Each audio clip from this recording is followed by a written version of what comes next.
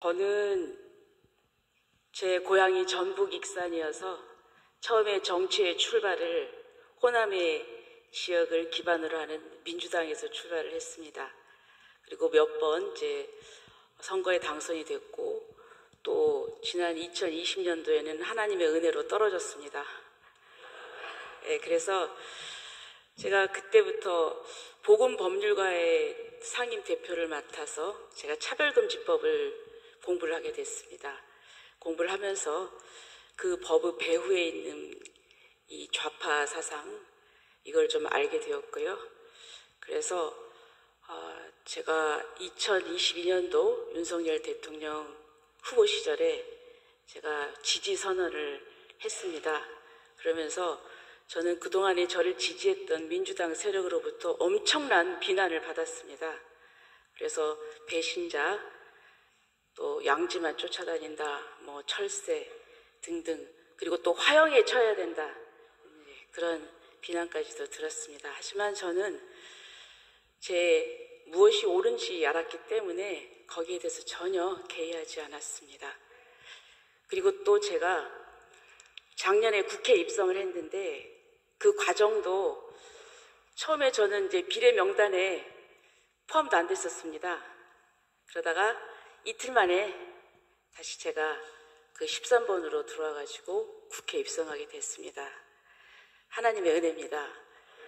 그래서 저는 하나님께서 저에게 원하시는 게 뭘까 생각하다가 저는 차별금지법, 그리고 그것과 관련된 유사차별금지법, 이것을 막아야 되겠다. 그래서 저는 법사위를 지원을 했습니다. 그래서 법사위에 들어와서 활동하면서 정말 저 사람들의 어떤 무모함과 그런 실체를 더더욱 잘 알게 되었고요. 이번에도 보십시오. 뭐 탄핵 30번을 했습니다. 그 다음에 특검 발의했고요. 또 이재명 후보의 그 형사 문제 대법원에서 유죄 취지로 파기환송하니까 뭐 당장 대법원장 탄핵한다고 하지 않습니까? 그리고 또 특검하겠다고 하고, 그리고 또 허위사실 공표죄 그 행위를 삭제함으로써 이제 무죄로 만들겠다는 겁니다. 특정 한 사람을 위해서 법을 바꾸겠다는 겁니다. 그것뿐이 아니고 대통령이 돼도 과거에 재판받던 거 대통령 되면 공판 절차 정지하겠다. 그리고 또 지금 대법관도 30명 만들겠다는 거 아닙니까? 그리고 그 대법관도 분명히 법조인의 자격이 있어야 되거든요. 근데 지금은 법조인 자격이 없어도 된다고 합니다. 그냥 인방과 덕식이 있는 사람, 뭐 이런 법률적인 뭐 소양 정도 있는 사람, 이렇게 얘기를 합니다. 그게 뭐겠습니까? 자기들이 입맛에 맞는 사람에 임명을 해서 이제 대법원을 손아귀에 쥐겠다는 거죠. 과거에 베네수엘라가 그렇게 했습니다. 그래서 그 석유라는 풍부한 자원이 있던 자원 부국이 지금 세계에서 최빈국으로 추락했습니다. 그걸 보면서 저는 이번 대선은 정말 영적인 싸움이다. 바로 전에 윤상현 의원님께서도 말씀하셨듯이 이제 우리 사회가 자기도 모르는 사이에 좌파에 의해서 포위됐습니다. 진지론에 의해서 특히 법원까지 침투를 했습니다.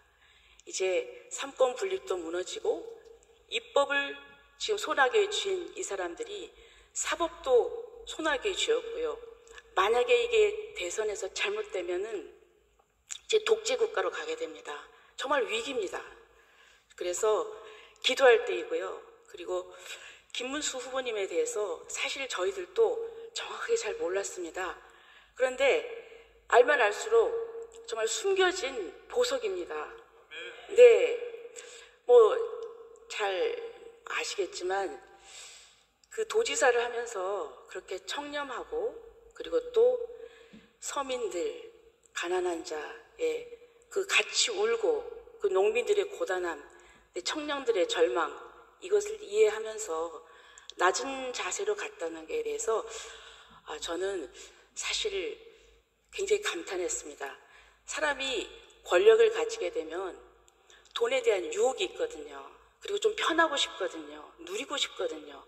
근데 어떻게 저걸 그렇게 절제하고 이 어떤 자기 그 목표를 위해서 그렇게 헌신할 수 있을까?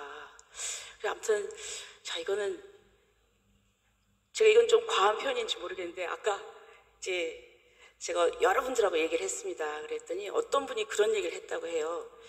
자기는 정말 예수님처럼 살고 싶었는데 우리 김문수 후보님 보니까 도지사 시절에 그렇게 하는 거는 그 예수의 삶을 실천하신 게 아닌가 이렇게 얘기를 하더라고요. 저는 이것들이 좀 많이 퍼졌으면 좋겠고요. 그래서 또 김문수 후보님이 그럴 뿐만 아니라 또 노동운동도 하셨지만 다시 우파로 전향하시면서 우리의 그 우파의 가치도 충분하게 이해를 하시고 대한민국을 저는 잘 이끄실 분이라고 생각합니다. 네. 그런데 인간의 생사화복과 역사를 주관하시는 이는 하나님이십니다. 저는 지금이야말로 우리가 뜨겁게 기도할 때라고 생각합니다. 기도하시면 하나님께서 들어주시고 기도하시면 하나님께서 우리나라를 지켜주실 것입니다. 감사합니다.